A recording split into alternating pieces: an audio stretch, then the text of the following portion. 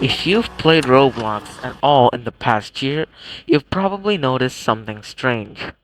The front page keeps filling up with games that follow the exact same naming formula: grow a garden, steal a brain rot, and dozens of others.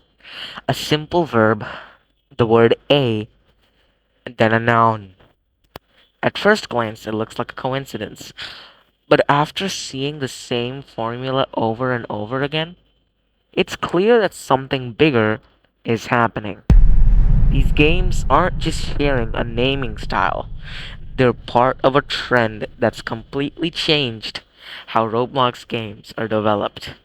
And today, we're talking about the rise and fall of these verb and noun experiences, why these games exploded in popularity, why developers keep making them, and what this trend says about the future of Roblox.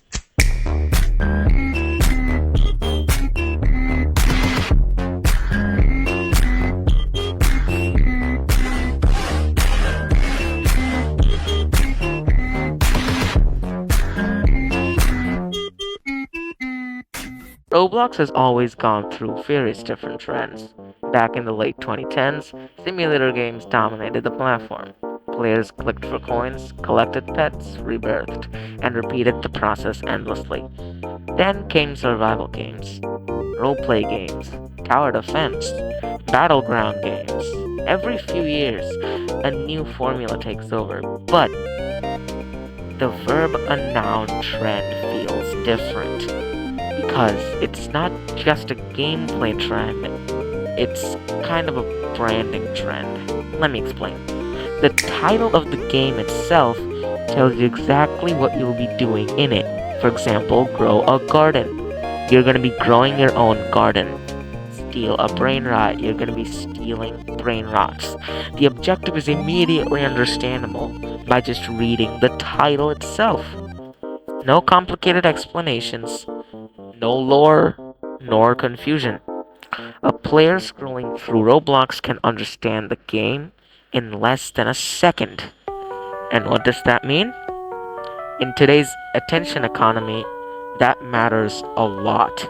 Because the easier a game is to understand, the more likely someone is to click on it. And the more clicks a game gets, the more Roblox's recommendation systems may push it to other players, which creates a feedback loop. Let me explain. Simple title equals more clicks. More clicks equals more players. More players means more visibility, and more visibility means more success. One of the biggest reasons these games succeed is the accessibility. You don't need experience. You don't need any extraordinary skill. You don't need to watch a complicated tutorial because most players can understand the core gameplay within minutes. And that makes them perfect for younger audiences. But accessibility isn't the only reason. These games are also designed around progression. How? Numbers go up constantly. You earn more currency, unlock more items, expand your area, upgrade your equipment. There's always another goal waiting, which is psychologically powerful because humans naturally enjoy progress. Even small increases can feel rewarding sometimes. But when a game constantly gives players new milestones to reach and quests to complete, they're more likely to keep playing for hours on end. Many of these games also use short reward cycles because instead of waiting and grinding for hours to feel accomplished, players often receive rewards every few minutes or so, which creates a steady stream of dopamine that hits and keeps engagement high. And high engagement is literally everything on Roblox. Because the longer players stay in one game, the more successful that game becomes. Another major factor is social media, especially TikTok, YouTube Shorts. Instagram, and any other short form content in general. Just think about it. Which title sounds easier to explain in a 10-second or so video? A complicated RPG game with hundreds of mechanics and controls which requires skill, or grow a garden? The answer is obvious. What that proves is that these games are incredibly easy to communicate. Creators can make quick videos showing progress, rare items, funny moments, updates, admin abuses, and viewers instantly understand what's happening. And that makes these games extremely shareable, because the simpler a concept is, the faster it spreads among players. And developers know that very well. And many modern Roblox games are designed with viral clips in mind from the very beginning. And that makes the gameplay itself become marketing. Players make content, the content attracts new players, the new players create more content, and the cycle continues. But just like every other Roblox trend, every trend has a downside. And for the Verb a Noun trend, that downside is oversaturation. Because when one game becomes successful, dozens of copies appear immediately.